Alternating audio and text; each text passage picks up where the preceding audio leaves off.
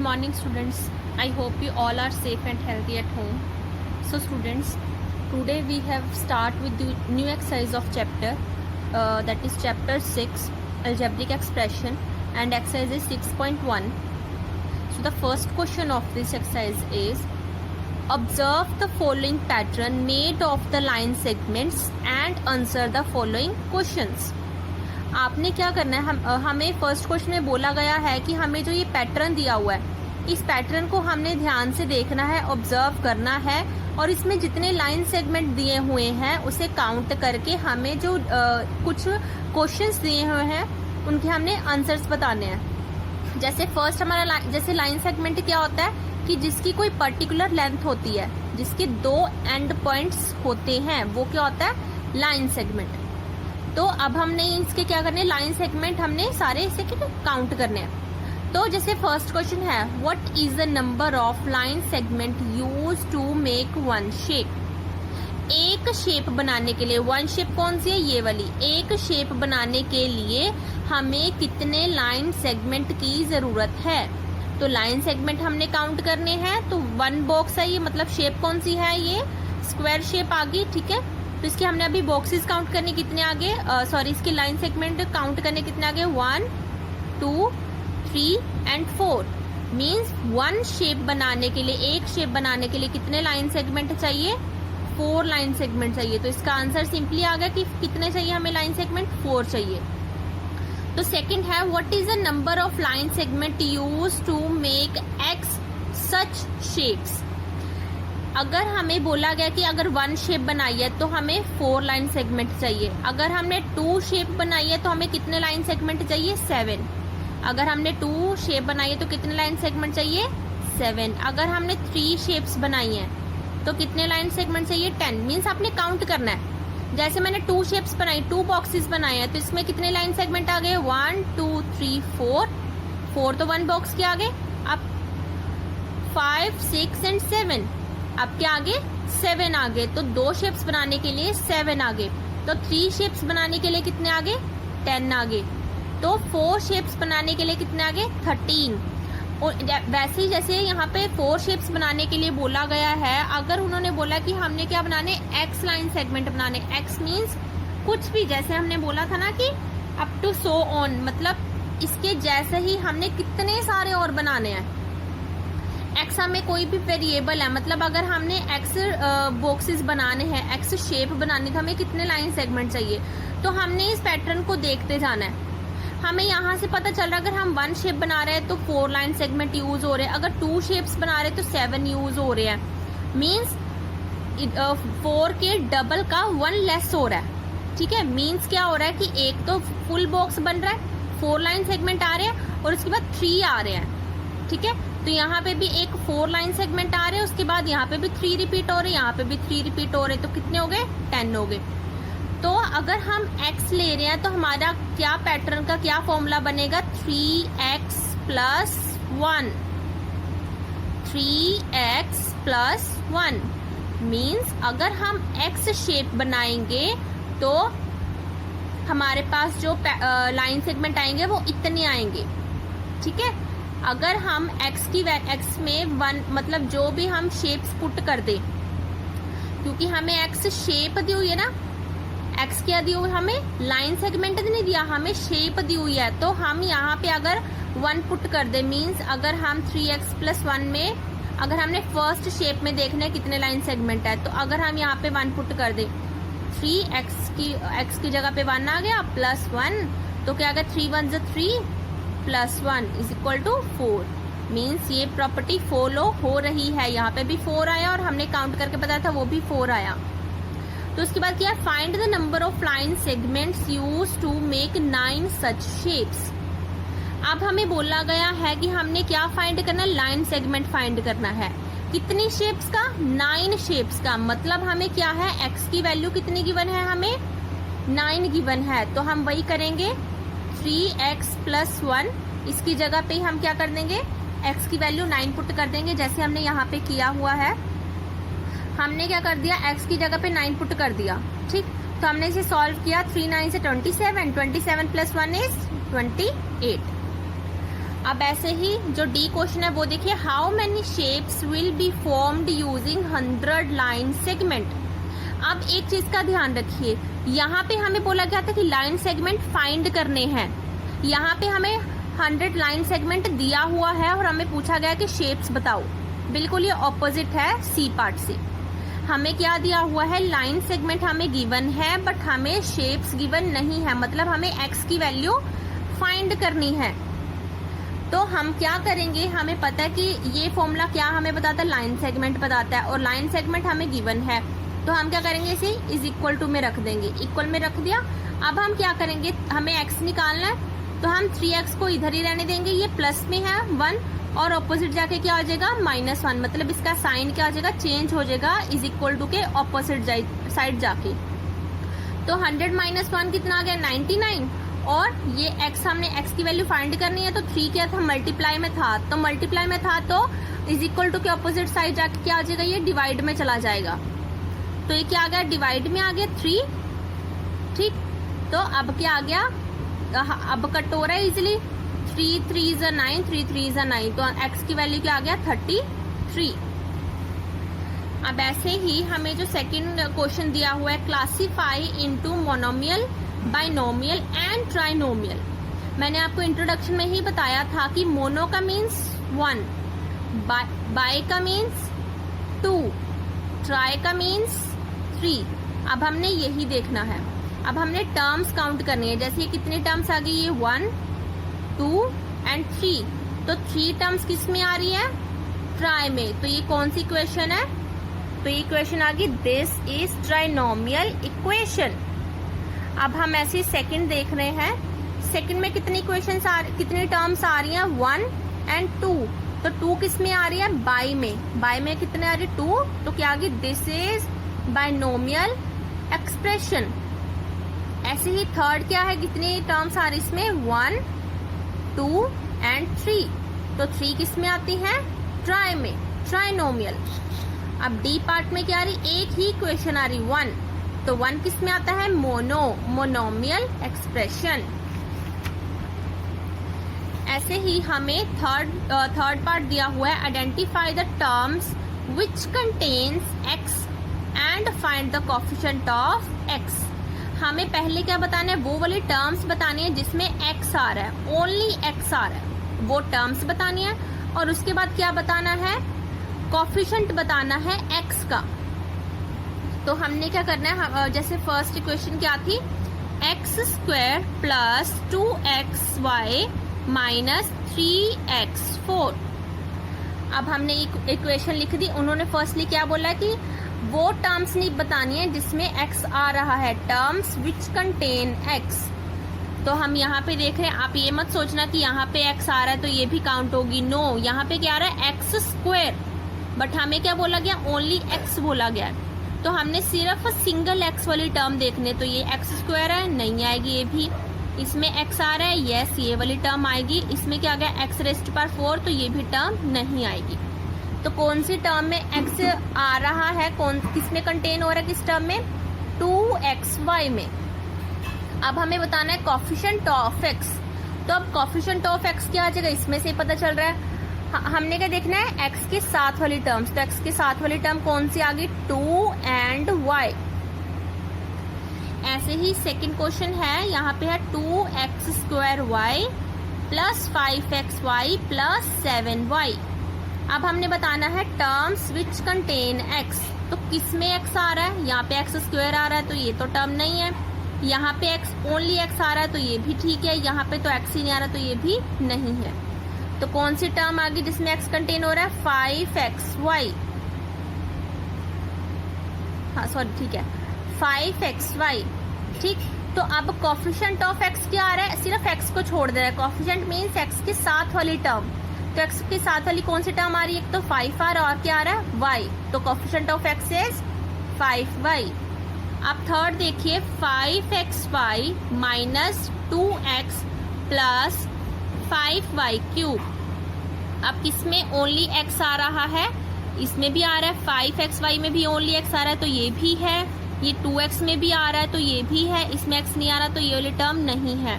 तो हम यहाँ पे क्या लिखेंगे, टर्म्स विच कंटेन x। तो कौन कौन सी आ गई, एक तो 5xy आ गई, और जो साइन आएगा जैसे इसके साथ साइन था नेगेटिव तक का, तो हम नेगेटिव साइन भी साथ में लेंगे -2x। तो अब कोफिशिएंट क्या आ गया, कोफिशिएंट ऑफ x इज, तो x के साथ वाली कौन सी टर्म आ गई 5 एंड y, तो यहाँ पे भी क्या आ गया 5 एंड y। तो यहाँ पे x के साथ कौन सी टर्म थी -2, तो यहाँ पे भी क्या आ गया -2। स्टूडेंट्स मैंने जैसे ये सिर्फ लिखा हुआ है थर्ड क्वेश्चन का ए पार्ट, थर्ड क्वेश्चन का बी पार्ट, तो आपने जो थर्ड क्वेश्चन कंप्लीट लिखना है, identify the terms which contains x and find the coefficient of x, ताकि आपको अगर आपके पास बुक नहीं है तो भी आपको कॉपी से इजीली समझ आ सके। तो आगे क्या आ गया आपका फोर्थ क्वेश्चन। तो फोर्थ क्वेश्चन में क्या है, identify the numerical coefficient of terms. अब हमने क्या पता करना है, न्यूमेरिकल कोफिशिएंट पता करने हैं अदर देन द कांस्टेंट।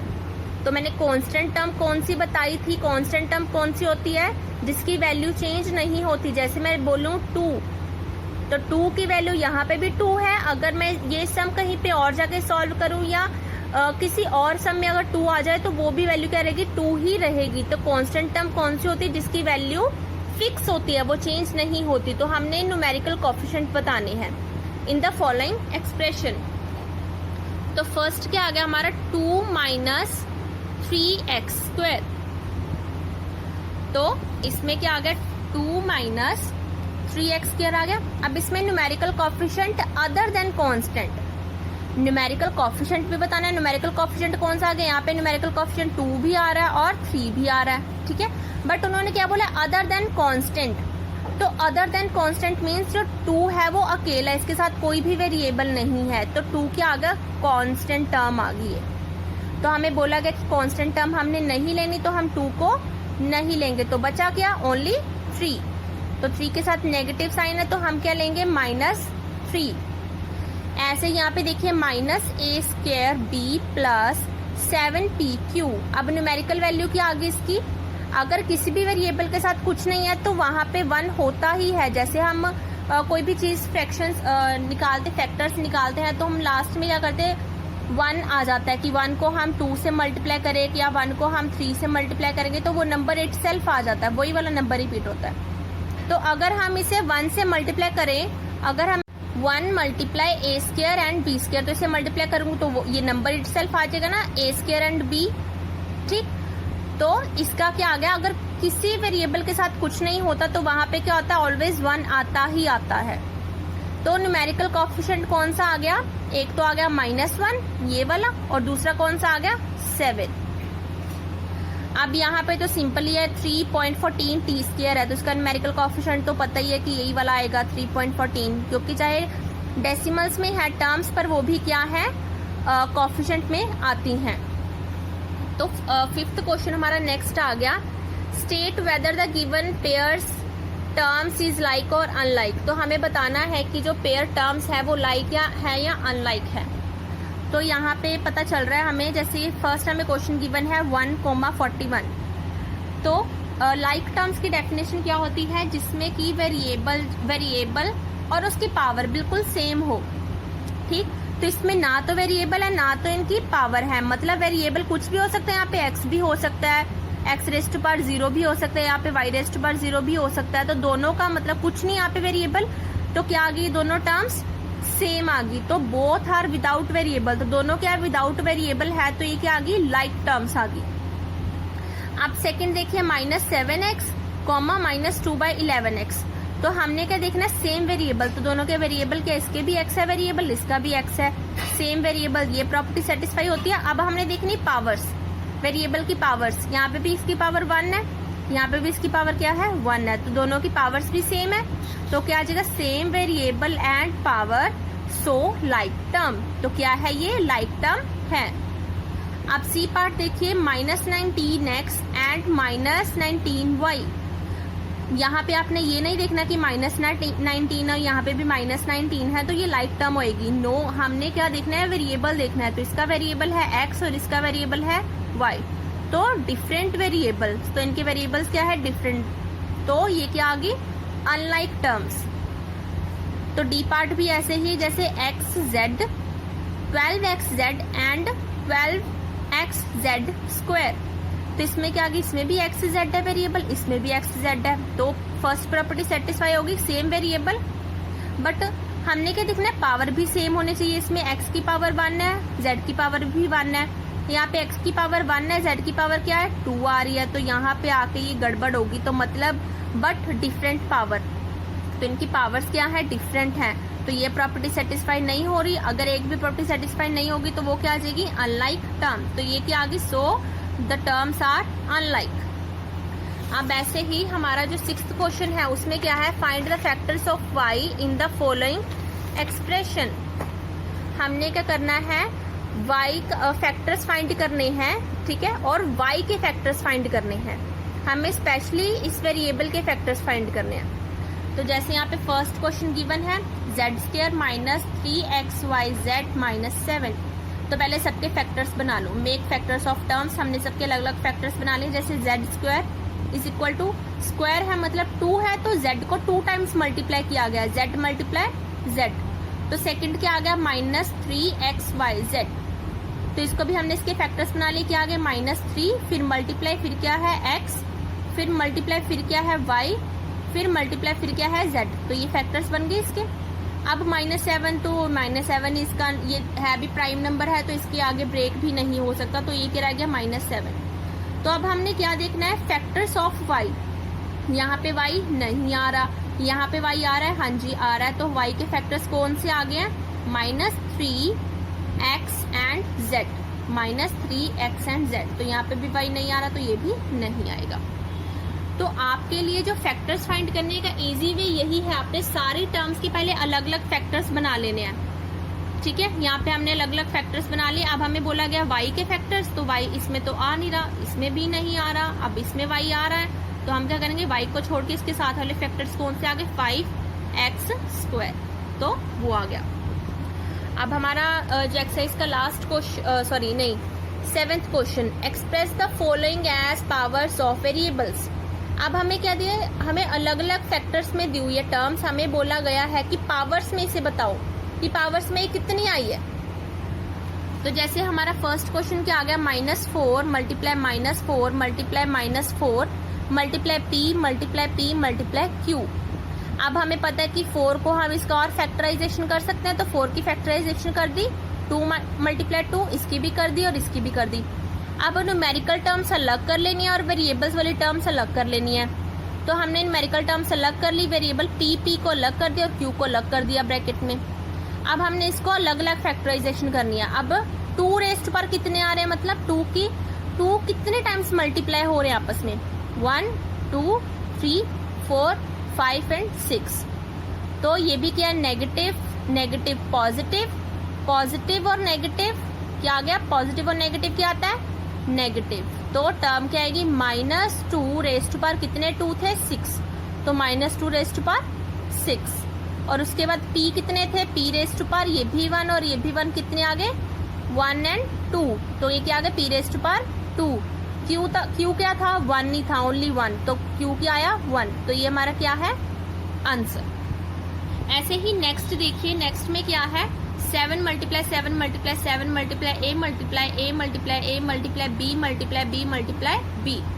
अब 7 प्राइम नंबर है, इसके आगे फैक्टराइजेशन नहीं हो सकती, इसलिए हमने क्या कर दिया, न्यूमेरिकल वैल्यू को अलग कर दिया, वेरिएबल्स को अलग कर दिया। अब 7 कितने टाइम्स था, 7 रेस्ट पर 3, क्योंकि 3 टाइम्स था, और a कितने टाइम्स था, 1 2 3, तो a रेस्ट पर 3 वो भी आ गया। अब b कितने टाइम था, 1 2 3, तो b रेस्ट पर 3, तो ये भी क्या आ गया आंसर। अब हमारा आ रहा है last question of this exercise is find the degree of the following algebraic expression. तो हमें क्या बोला गया है कि आपने डिग्री फाइंड करनी है। तो डिग्री मैंने क्या बताया था कल इंट्रोडक्शन में, डिग्री क्या होती है, highest power of any term. तो डिग्री क्या आ जाती है, किसी भी टर्म की, किसी भी एक्सप्रेशन की हाईएस्ट पावर क्या होती है। अब हम यहाँ पे देख रहे फर्स्ट क्वेश्चन क्या है, -x⁴ y 0। x की पावर क्या आ गई, 4 आ गई, y की पावर क्या है +0, तो 4 + 0 इज 4, तो कितने आ गई, तो डिग्री ऑफ एक्सप्रेशन कितना आ गया, इज 4 आ गया, क्योंकि 4 + 0 करेंगे तो 4 ही आएगा।